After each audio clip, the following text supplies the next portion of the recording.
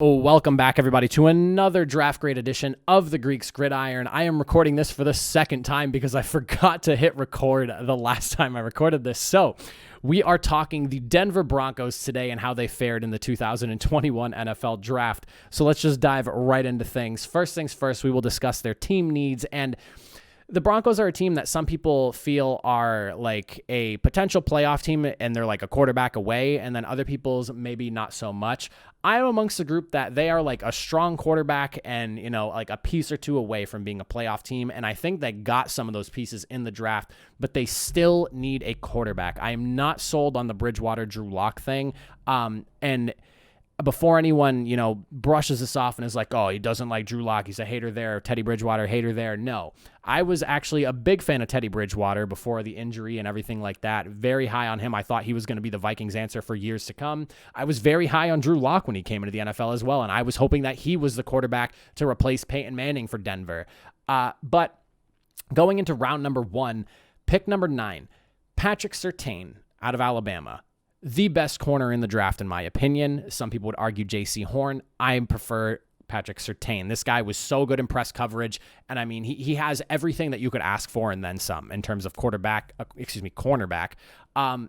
Now, I love the pick. I can't believe he fell to them at number 9, and I can 100% understand why they picked him at number 9. When you get a generational talent like Patrick Surtain at the 9th pick in the draft, corner position, I mean, an elite corner can change the game. You think of players like Champ Bailey, and on top of that, Darrelle Revis, Ronnie Lott, shut down corners, those kind of guys. I mean, they are game changers. They are legit game changers. I mean, Revis Island is kind of what I grew up with, and I mean, there was nothing quite like watching him shut down the best wide receiver every single week. It was insane. So I can understand why they took him. I just think that the quarterback position was a far more pressing need. You had Justin Fields and Mac Jones, and whether they just had Surtain graded higher than those two other players is probably how this was decided. I just really feel they needed to go after quarterback. They do have Kyle Fuller. They brought in Ronald Darby as well through free agency. I mean, the corner just wasn't as pressing of a need. But again, I understand where they're coming from. I have a mixed feeling about this pick because, again, Patrick Surtain's going to be so good in the NFL. And like Kyle Fuller's 29, so he's not going to be around forever. So I can understand why they made the pick. Just, man, I really thought they needed a quarterback. So I'm surprised they didn't do that at number 9. Going into round number 2, pick 35, Javonte Williams, running back out of North Carolina. Like, damn, dude. Talk about quite the running back. I think he hit a team need I had on here. I don't think I finished listing off them. Running back was another team need that I had. Edge rusher is another one. Offensive line is the 4th team need that I have listed there. And obviously hitting running back in the 2nd round there with arguably the best running back of 2020. This is a guy that whether Melvin Gordon pans out for them in the long run or not, I know he's talking about wanting to prove everyone wrong right now. Whether he works out or not, you have a young 21-year-old running back who can run through a brick wall if you need him to. And I mean, he has just so good at breaking tackles, great balance. There's just so many good things you could say about Javonte Williams. Spot on. I think an excellent pick there in the 2nd round.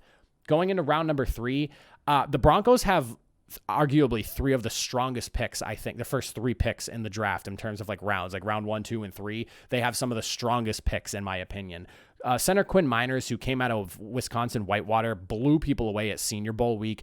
What he lacks in like agility, he makes up for in just his ability to be explosive, be powerful, and and overall he has a very good just like play recognition. Identifying stunts in games that defenses play in college is not as complex as the NFL, but the fact that he did that at such a very good level already, just like puts him in a good position to succeed when he gets into the NFL. I think he'll be a solid guy for Denver. I think they've solved the like center position for them and for the foreseeable future. I think Quinn Miners is a very good pick.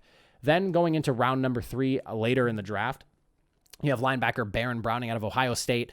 Highly touted guy coming out of high school, didn't quite live up to the expectations.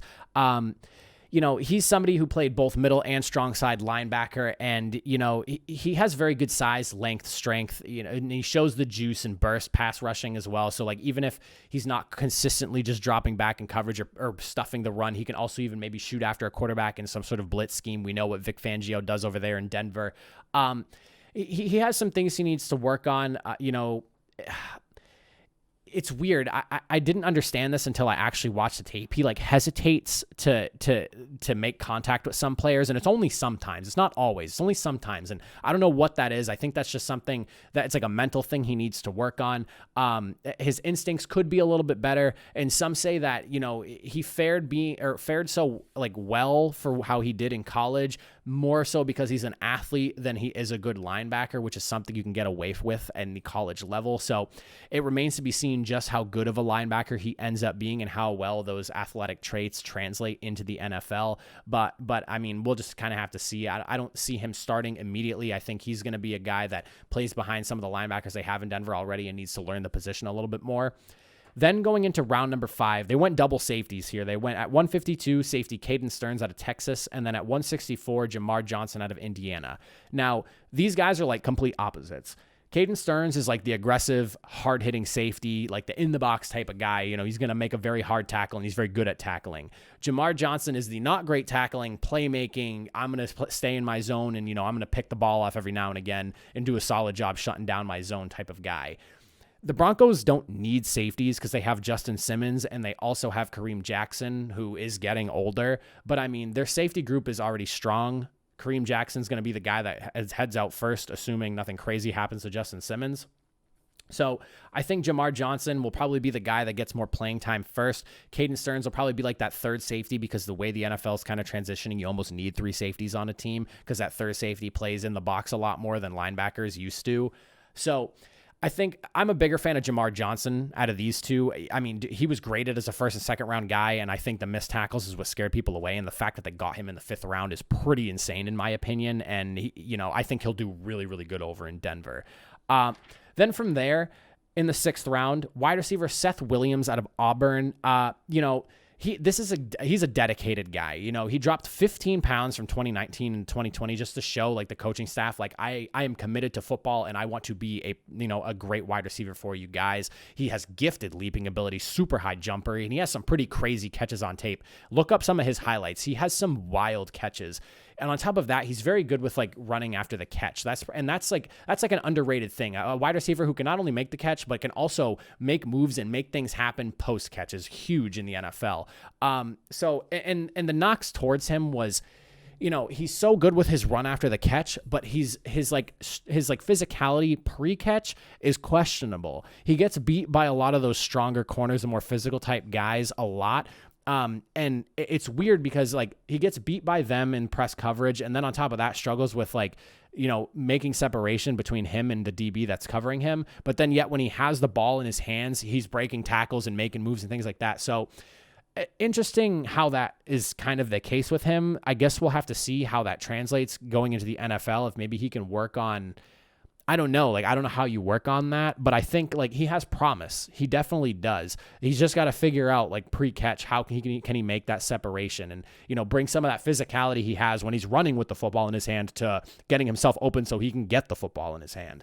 Now, they had 3 picks in round 7. Cornerback Kerry Vincent Jr. out of LSU. Then at 239, they took edge rusher Jonathan Cooper out of Ohio State. And then at 253, edge rusher Marquise Spencer out of Mississippi State. Kerry Vincent Jr. didn't play last year. He is like strictly a slot guy. He played pretty much only in the slot. You know, he's very speedy, very quick. He's very reliable in the slot as well. He does a good job covering the underneath routes. So definitely a guy that I don't think he's going to play outside too much. He'll be more of like a slot, like I don't think he's going to start, but I think, you know, backup slot guy for the relief. And on top of that, like special teams guy.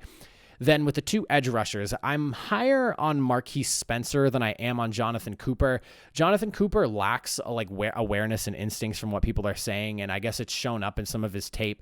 Working on controlling the point of attack is something he needs to, you know, get a grip on. And then on top of that, he has like a very basic rushing approach.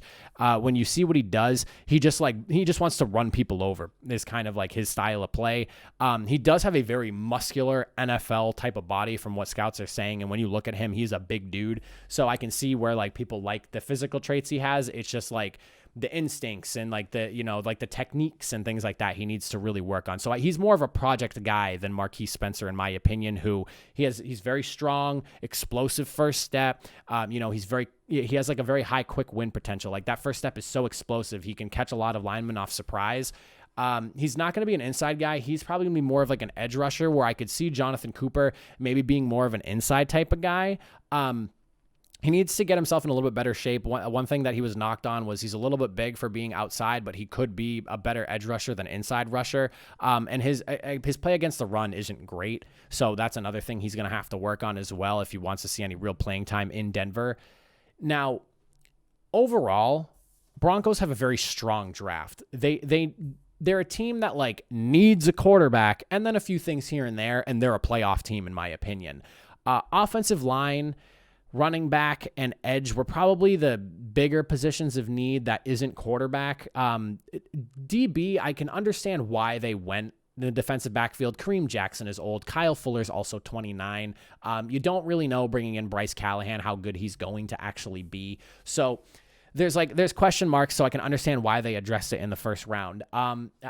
I really wish they went after a quarterback. I understand that, you have Drew Lock, who you just drafted a few years ago, and you brought in Teddy Bridgewater for the QB competition, but I think that there's still a very big question mark at that quarterback position. A lot of rumors have spun around about Denver being the team that wants to bring in Aaron Rodgers, and I am all for that if they can make it happen. They have the cap room to do it.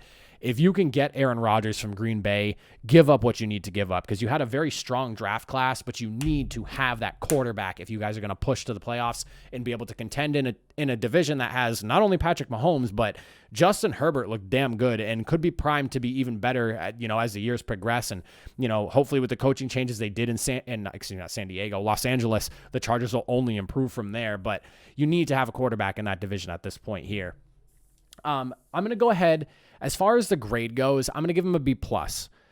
I really like a lot of the picks they made. I like that they addressed edge rush late in the draft. They don't necessarily need edge rush because they have Bradley Chubb. Von Miller's obviously still there, but he almost wasn't there going through this offseason. He was almost a free agent. He almost got let go, and he's only there for guaranteed one more year, so he might not even be on the team next year. So I like that they kind of waited later in the draft to address the edge. They did a solid job going after Quinn Miners. I think, shoring up the center position is huge. I understand you need a tackle. You want to always protect the blind side, but center is, they coordinate the offensive line. They call the pass protections and everything. So, I mean, they did a good job bringing in somebody who Quinn Miners, I think, will be a solid guy who should start for them for a very long time. And then on top of that, like the running back position was probably one of their biggest positions of need outside of quarterback. They got Javonte Williams. They did such a good job. So I think B+ fits in my personal opinion. I wish that they went quarterback, because if they went quarterback, I would give them a flat A and just leave it at that. But I'd love to know what you Denver Broncos fans think. Let me know down in the comments section below. I appreciate y'all for watching, and I'll catch you guys for another draft grade video. See you guys later.